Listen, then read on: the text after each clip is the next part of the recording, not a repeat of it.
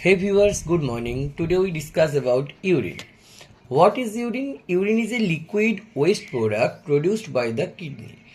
It removes the metabolic waste and excess substances from the body. It is an important indicator of health and kidney function. So, what is this?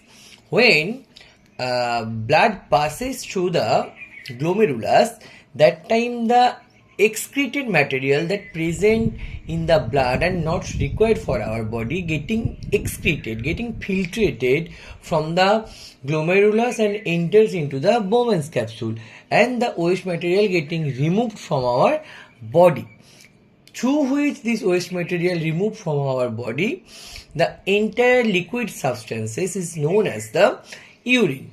It removes the metabolic waste and excess substances from the body. This urine, it is a good indicator, an important indicator for health and the kidney functions. Okay, now definitions. What is the definitions of urine? It is a pale yellow fluid excreted by the kidney through the urinary system.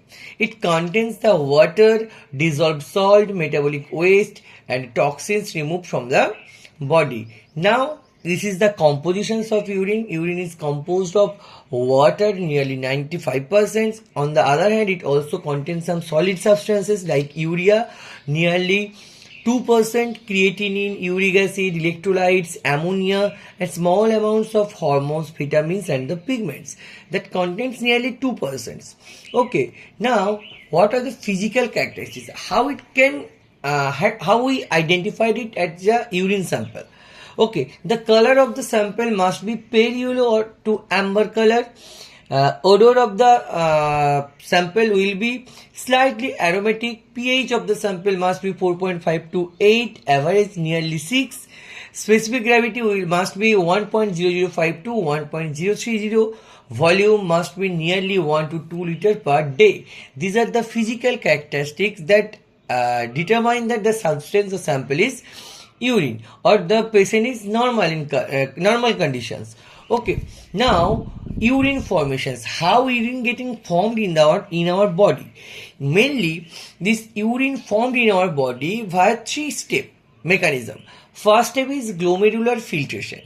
If you see the structure of nephron has mainly two parts, Malpighian corpuscles and another part is renal tubules. This Malpighian corpuscles, it formed of glomerulus and Bowman's capsule. Glomerulus is a tuft of capillaries that covered by a cup-like structure. This cup-like structure is Bowman's capsule and tuft of capillaries is known as the glomerulus.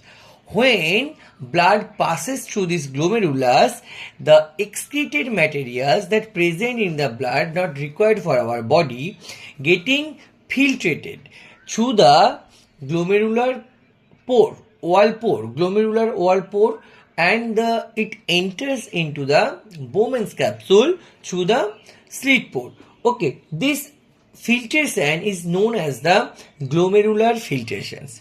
Now, the second step is tubular reabsorptions. What happens in the tubular reabsorptions? When the filtrated materials enters into the Bowman's capsule, then from the Bowman's capsule it passes to the renal tubule, that is proximal convoluted tubule. When it enters into the proximal convoluted tubule, from this proximal convoluted tubule, then it enters into the loop of Henle, then distal convoluted tubule and collecting duct. From all these parts, some substances getting reabsorbed from the renal tubule, like from the proximal convoluted tubule, glucose, amino acid, protein, vitamins, lactate, urea, uric acid, these all are required substances getting required substances getting reabsorbed. Okay, like H plus, NH4 plus, these substances sometimes secreted through the enters in the renal tubule. So sodium, potassium, calcium, magnesium, these are reabsorbed from the renal tubules. Because of these substances are required for our body. Okay, what are getting reabsorbed from the renal tubule? sodium chloride, bicarbonate ion, water, these all are reabsorbed from the distal convoluted tubule. Sodium, potassium chloride, these all are reabsorbed from the loop of Henle also. H plus ions, NH4 plus, ammonia, these are the excreted materials, urea, uric acid, these are the excreted materials that are enters into the renal tubule. The process is known as the tubular reabsorption. So what happens in the tubular reabsorption? When the filtrated material from the glomerulus enters into the renal tubule, the required substances that are required or can be used later for the body getting reabsorbed from the renal tubule, from the proximal convoluted tubule. Sodium, potassium, calcium, magnesium, glucose, amino acids, chlorides, bicarbonate, water, proteins, these all are substances getting reabsorbed from the proximal convoluted tubule. Water, sodium, potassium, chloride, these all are these substances getting reabsorbed from the loop of Henle. Sodium, chloride, bicarbonate, water, these all substances getting reabsorbed from the distal convoluted tubules. So, useful substances are reabsorbed back into the bloodstream. In this stage, actually, include glucose, amino acid, water, sodium and other ions, occurs mainly in the proximal convoluted tubule. Now, the last step of urine formation is tubular secretions.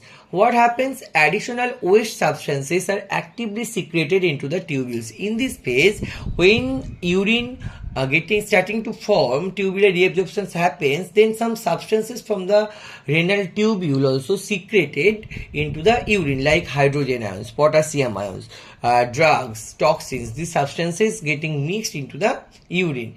Okay, now there are some anomalies of urine present. Anomalies means abnormal substances that should not be present in the urine getting present in the urine, though those are the anomalies, like proteinuria. If protein present in the urine, that condition is known as the proteinuria.